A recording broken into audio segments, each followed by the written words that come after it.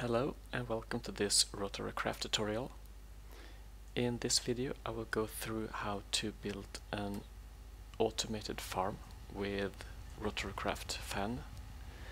I will begin with the basics, exactly what you need to do to build a farm, and after that I will go through some demonstration farms that I have already built. Okay, let's get started. So in this first example I will use I will build a small setup like this. Here I will have my plants, my seeds. 1, 2, 3, 4, 5, 6, 7. 7 long. And to harvest and replant them I will use this fan. This fan, oops, you can find it in the handbook. And if we look at the farming machines and the fan, you see that a minimum of 1 kilowatt is required. And if you run it at 512 radians per second, you can harvest plants with it.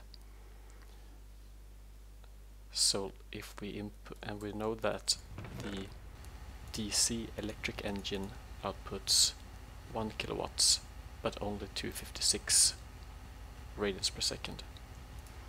I will demonstrate this with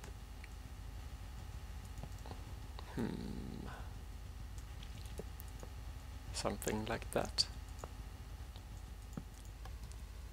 Here we have the 1 kilowatts of power that we need, but we only have half of the speed that we need.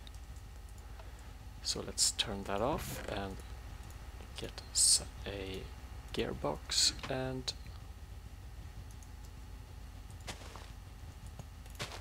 some lubrication. Now it's gearing down with, so it's half the speed and double the torque. But we want the opposite, so I shift right click, and now we have the 512 radians per second that we need, and this will run the fan. I will hint you that you will probably need some walls or the seeds, or the wheat seeds or ender pearl outcome will fall outside of the wind tunnel, so to say. And now if we just make it grow a little bit quicker, we should be able to see this in action. When it reaches the full grown state, the fan will break it loose and send the seeds away. If you are planting wheat, it will send both seeds and wheat away. Oh, and there it broke. Oh, I think I picked it up. Oh, here it goes. Here you can see that the fan pushes the seeds away all the way up here to this side, and this is where we should place some kind of pickup, and you can use hoppers or other mods to pick the seeds up. So that's the basic farming method that I will go through today. The only thing that's really important to know is that we need to have 1 kilowatt and 512 radians per second. If you use a gearbox, you will need lubricant, but that is covered in a completely different tutorial video.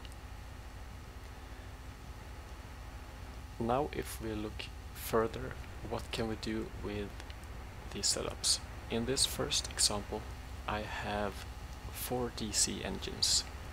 They all have a 2-to-1 gearbox placed, and they all have lubrication. They are running and making these canola seeds grow, and when they are finished, the seeds will be pushed away over here to the hoppers, and after that output to this side and back to grinding to become lubrication. But placing one engine per fan seems like a waste. We need 4 gearboxes, so I think we can do a little better. In this next setup I have a steam engine. If we look at the steam engine, it outputs 512 radians per second as default, and it has 16 kilowatts of power. So we can directly connect this to several fans. Over here I have my ender pearl farm. These ender seeds are from magical crops and they work fine. These ender lily seed or ender lily plants, they do not work with RotaryCraft fans, at least not at this moment. So now if I place this block, you can see all the ender pearls break and are sent away. And you can also see that the distance they travel is also slightly longer than in the first setup, because we feed them with more power. These run at 4 kilowatts each, so they can reach a little longer. But as we know, the steam engine outputs 16 kilowatts, and that means we can run 16 fans at 1 kilowatt each. So here I have 2 setups. Everything is connected to the same engine in a little while. At one side I have all these canola seed farm going. On this side I have different magical crops: diamond, emerald, glowstone, blaze. You can plant, most things work with these fans. Now if I place the wood shaft, everything runs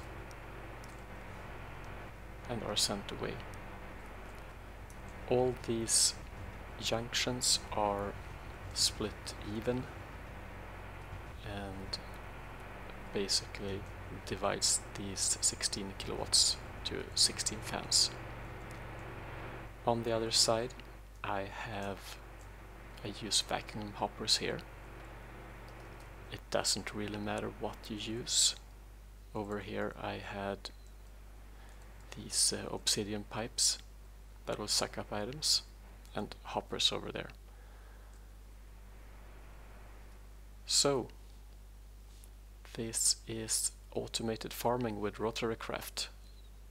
Very easy, very powerful, very self-sustaining, since you can have one line producing the canola seeds required for lubrication and gearboxes, and one big farm for all your other plants.